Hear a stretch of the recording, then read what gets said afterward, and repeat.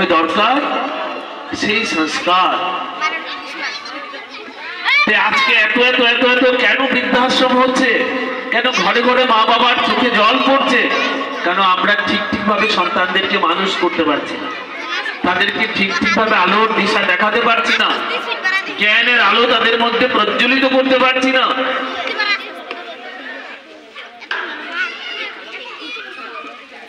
তাই আজকের এই সুন্দর দিনে আমরা নতুন করে আবার সংকল্প নেব যে আমাদের প্রত্যেকের ঘরে, স্বামীজির একটা ভাবনা ছিল যে প্রত্যেকটা ঘর একটা দেব মন্দিরে রূপান্তরিত হোক।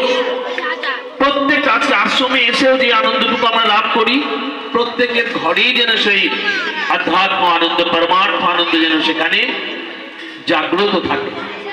তাই তার জন্য আমাদেরকে কি করতে হবে? আমরা আমাদের জীবন চর্যাটা সেইভাবেই করতে হবে। তাহলে কি হবে? ওই সাধুদেরকে দেখলাম, একটুখানি একটু কথাবার্তা শুনলাম, বাস ঘরে যেতে যেতে সব ডিলিট হয়ে গেল। সব আমরা আবার আগের মতো আমরা পুনঃমূর্ষিত ভব, আবার পুরনো জায়গায় আমরা ফিরে চলে এলাম। সেরকম যেন আমাদের জীবনে না হয়। আজকের এই সঙ্গ থেকে, সাধু সঙ্গ থেকে আমাদের ভালো ভালো জিনিসগুলোকে আঁচলে বেঁধে নিতে হবে।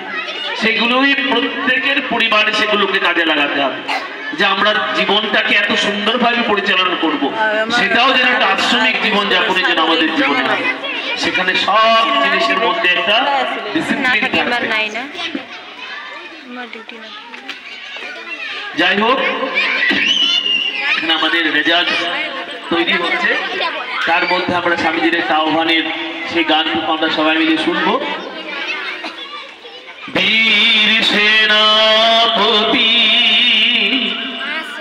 বিবেকানন্দ ওই যে ডাকিছে আয় রে আহ্বানে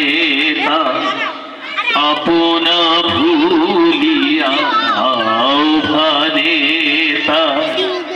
আপনা ভুলিয়া কত মহারথী ছুটিয়া যায়। বীর সেনাপতি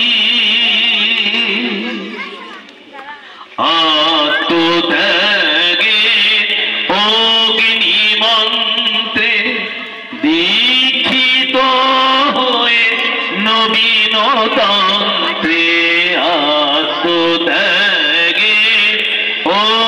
অগ্নিমন্ত্রে দীক্ষিত হয়ে নবীনতন্ত্রে ভোগবাদ জাত দ্বৈত দলিতে, ভোগবাদ জাত দ্বৈত দলিতে আপনা সপিতে কে যাবিয়া, আপনা সপিতে কে যাবিয়া,